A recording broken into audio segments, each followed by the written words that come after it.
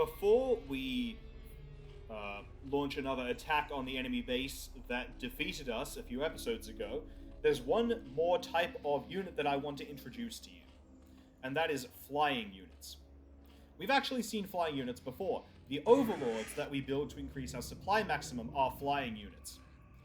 But overlords can't attack and they move pretty slowly. They're not designed for combat at all. But Zerg, and every other race in the game, do actually have some combat units that can fly. So we want to make a few of those before we launch our last big attack on the enemy base. In order to build flying units, we need to make a building called the Spire. If I select one of my drones and go to basic mutation, I can look through the whole list of different structures that I can morph the drone into, and none of them is called Spire. That's because the Spire isn't in the basic mutation menu. Instead, I need to press this button to cancel out of the basic mutation menu, so I get back to the drone's main command card menu, and I need to look at the advanced mutation menu, which has some more advanced buildings that we can build as Zerg to unlock really high-tech units. And up here is the Spire, which is the building we need in order to make air units. But I can't build a Spire just yet. I need a lair first. Now, the lair actually isn't another building that we can make with a drone. The lair is an upgrade to our hatcheries. So if I select the hatchery, and I look through the hatcheries command card, one of the buttons that we have for hatcheries is mutate into lair. So we get a lair by upgrading our hatchery. If I left-click this button, it costs 150 minerals and 100 gas, which we have enough for that.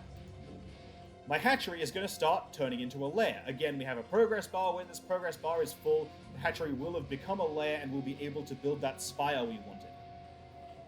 In the meantime, while we're waiting for a lair, we are still going to need a bigger army so that we can fight the enemy base when it comes to that.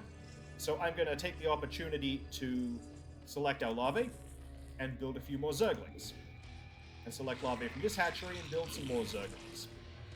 And then, while we should be making some combat units, we should also not forget to make more drones. So I'm going to make some drones at this hatchery where we've got our new mineral patches. Morphing a hatchery into a lair has a couple of benefits. Lairs have more health than hatcheries do. When this bar finishes, we're going to see that the lair has a higher health bar total than the hatchery does. It's harder to destroy a lair.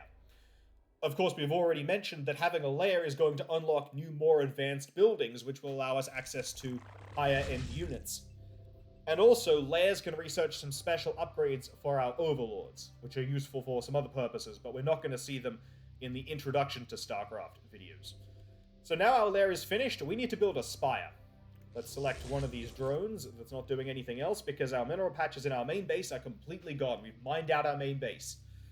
But that's okay, because we have more minerals being mined down at this expansion over here. So with this drone selected, let's look in the Advanced Mutation menu again, and this time we're allowed to build a spire. Left-click on Mutate to Spire. Again, we have to pick a location to put the spire, and as is usual for most Zerg buildings, we can't put the spire on open ground, it has to go on creep. So our spire is beginning. While we're waiting for that spire to finish, let's go over to our expansion. We've got some drones we just finished building. Let's get those drones mining gas. 3 drones mining gas is the optimal number if the gas geyser is as close to the hatchery as it can be, which this one is. So we're mining gas over here, that's good for us. And let's build a few more combat units. Select larvae and morph to Hydralisk. And select larvae and morph to Hydralisk. Let's keep building up our army size, and we're on 32 out of 35 supply. We're getting pretty close to being supply blocked, so we need to build some overlords. We've got a few spare larvae on this hatchery, so select larvae, morph to overlord. Let's get some overlords coming along so that we will have enough supply to build more combat units. And the Hydralisks we started up earlier are finished. The spire is getting closer to being done. We're just going to have to wait a little longer.